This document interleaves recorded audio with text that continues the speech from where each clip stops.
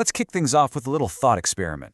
Imagine two very different people on a journey. First, you've got the pilgrim. They're on a quest, trekking toward one single sacred place. Their whole life is defined by that destination. And then you've got the tourist. They're exploring a world with endless options, just collecting experiences with no real final destination in mind. This contrast? Well, it's the key to understanding a huge shift happening in our culture right now. So let's break this down. The pilgrim, as the philosopher Byung-Chul Han puts it, lives their life aimed at a very specific, meaningful there. Their whole journey is a project. But the tourist, they live entirely in the here. They move freely through what Han calls a hypermarket of culture.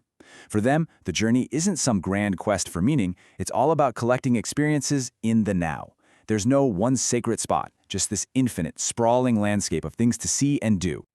And that leads to the big question, which one are we? According to Byung-Chul Han, our globalized, totally networked world has changed us in a fundamental way. We're not really pilgrims anymore, searching for a single truth. Nope. He argues that most of us have become a new kind of tourist, someone who's always a tourist, even when we're at home, just constantly browsing the world's offerings. This big shift is what leads us to Han's core idea.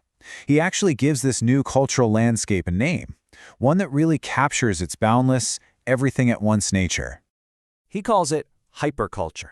Now, this isn't just about different cultures bumping into each other. It's way deeper than that.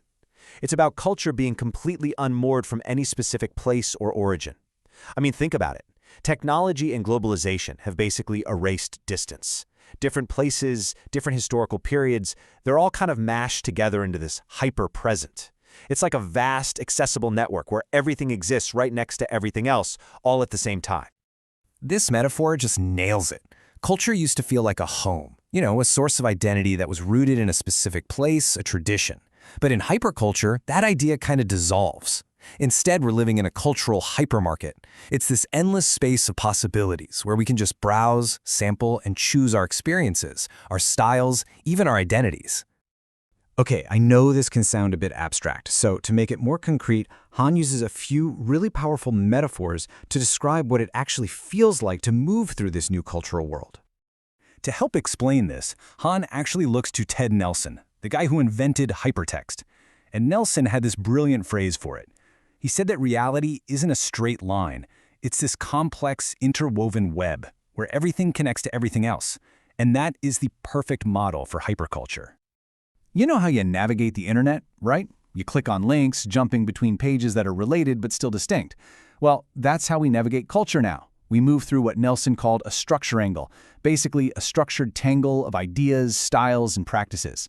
It's all a network of connections, not some single linear story that you follow from beginning to end. Now, this actually counters a really common fear about globalization. The fear that it just creates a bland, uniform McDonald's culture. Han says no, the opposite is true. Hyperculture doesn't erase difference, it actually thrives on it. The perfect example? Fusion food. It's a style that just freely dips into this hypercultural pool of spices and ingredients and cooking methods to create something totally new and diverse.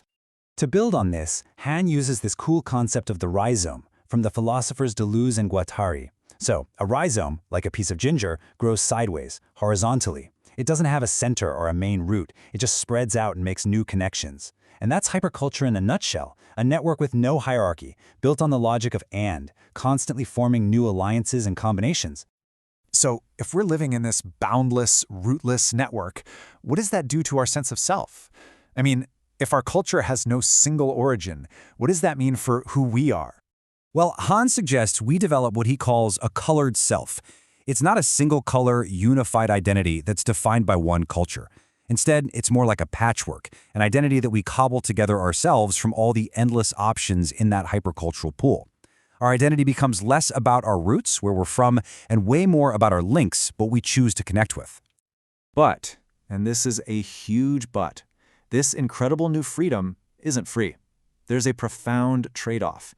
In gaining this boundless world of choice, Han argues that we lose something absolutely crucial: aura. So, what is aura? Han borrows this idea from Walter Benjamin. Aura is that special power, that radiance something has simply because of its unique existence in a specific time and place. Think about seeing an original painting in a museum. It has an aura that a digital picture of it on your phone just doesn't. And because hyperculture rips everything from its original home and makes it endlessly reproducible, that special aura inevitably fades away. And this brings us to the central dilemma of Han's whole idea. Is this massive transformation a kind of liberation, or is it actually a deep, fundamental loss? And here's where the tension really lies. On the one hand, we lose that aura, that connection to a specific origin, the depth that comes from being tied to a place. But on the other hand, what we gain is unprecedented freedom, endless possibilities, constant novelty, and boundless connection. We've essentially traded a culture of deep roots for a culture of infinite links. So this leaves us with the final, really provocative question. As we surf these endless waves of the cultural hypermarket, creating our own unique patchwork identities, are we the ultimate free individuals? Or, by unmooring ourselves from every place and every origin, have we maybe just lost our footing in the world entirely?